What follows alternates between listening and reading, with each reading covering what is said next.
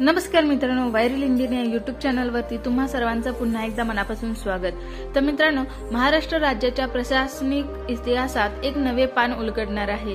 राज्य सरकारने 21 नवीन जिल्ह्याची निर्मिती करण्याचा महत्त्वपूर्ण निर्णय घेतला असून येत्या 26 जानेवारी 2025 रोजी या निर्णयाची अधिकृत घोषणा ही अपेक्षित आहे। सध्या अस्तित्वात असलेल्या 35 जिल्ह्यांमध्ये या नवीन जिल्ह्याची भर पडल्यानंतर महाराष्ट्रातील एकूण जिल्ह्यांची संख्या ही 56 होणार आहे। हा निर्णय राज्याच्या प्रशासनिक व्यवस्थेत हा मूलभूत बदल घडवून आणणारा ठरणार आहे। तर जाणून घेऊया ह्या निर्णयाबद्दलची काही इन्फॉर्मेशन।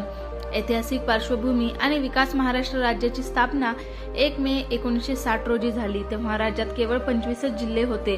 गेल्या 65 वर्षात लोकसंख्या वाढ, नागरीकरण आणि प्रशासकीय गरजांमुळे जिल्ह्यांच्या संख्येत वाढ होत गेली।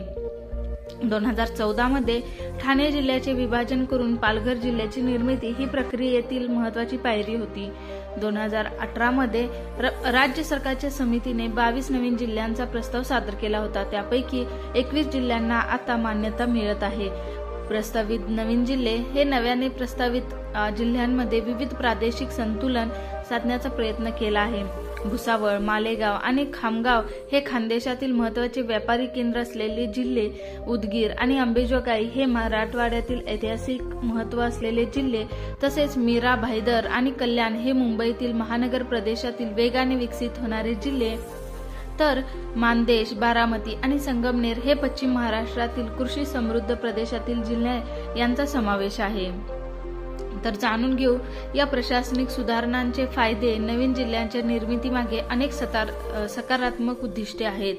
तर पहिला आहे प्रशासनिक कार्यक्षमता। तर छोट्या भौगोलिक क्षेत्रामुळे प्रशासन अधिक चपळ आणि प्रभावी होईल। जिल्हाधिकारी कार्यालयापासून तहसील कार्यालयापर्यंत सर्व स्तरावर कामकाज हे अधिक गतिमान होईल। दुसरं म्हणजे विकासाची गती। प्रत्येक जिल्ह्याला स्वतंत्र विकास निधी मिळेल। स्थानिक गरजांनुसार विकास योजना आखता येईल। शिक्षण, आरोग्य, रस्ते, पाणी पुरवठा यासारख्या पायाभूत सुविधांच्या विकासाला देखील चालना मिळेल। तिसरं उद्दिष्ट म्हणजे रोजगार निर्मिती। नवीन जिल्हा मुख्यालयांमध्ये विविध सरकारी कार्यालये स्थापन होतील आणि त्यामुळे प्रत्यक्ष आणि अप्रत्यक्ष रोजगाराच्या संधी या निर्माण होतील। स्थानिक अर्थव्यवस्थेला देखील चालना मिळेल। चौथं उद्दिष्ट आहे नागरिक सुविधा। नागरिकांना जिल्हा मुख्यालयापर्यंत पोहोचवण्यासाठी कमी अंतर कापावे लागेल। शासकीय कामासाठी लागणारा वेळ आणि खर्च हा कमी होईल। त्यानंतर या उद्दिष्टांसोबतच आव्हाने आणि उपाययोजना। नवीन जिल्ह्याच्या निर्मितीसमोर काही महत्त्वाची आव्हाने देखील आहेत।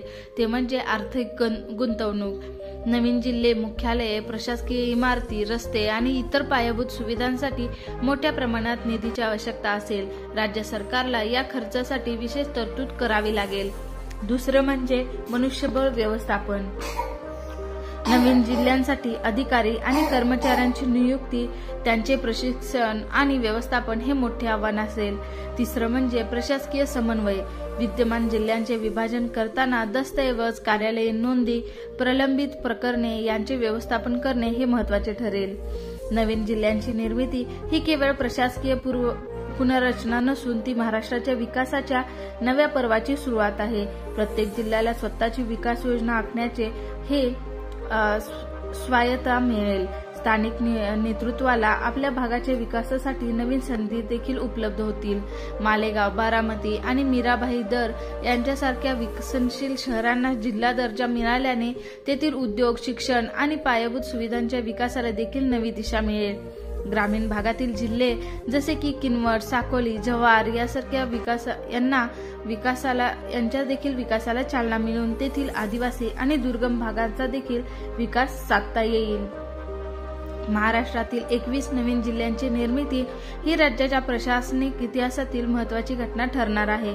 या निर्णयामुळे प्रशासन अधिक लोकाभिमुख होईल आणि विकासाच्या फळांचे वितरण हे अधिक समन्वयी पद्धतीने होईल। मात्र या यशस्वीतेसाठी सरकार, प्रशासन आणि जनता यांच्यात समन्वय असणे हे आवश्यक आहे। तर मित्रांनो, तुम्हाला या निर्णयाबद्दल काय वाटतं हे नक्की कमेंटमध्ये सांगा। तसेच हा व्हिडिओ आवडला असेल तर लाईक करा, आपल्या फ्रेंड्ससोबत शेअर करा आणि चॅनलला सबस्क्राईब केलं नसेल तर प्लीज चॅनलला सबस्क्राईब देखील करा। आणि हा व्हिडिओ शेवटपर्यंत बघण्यासाठी तुम्हा सर्वांचे धन्यवाद।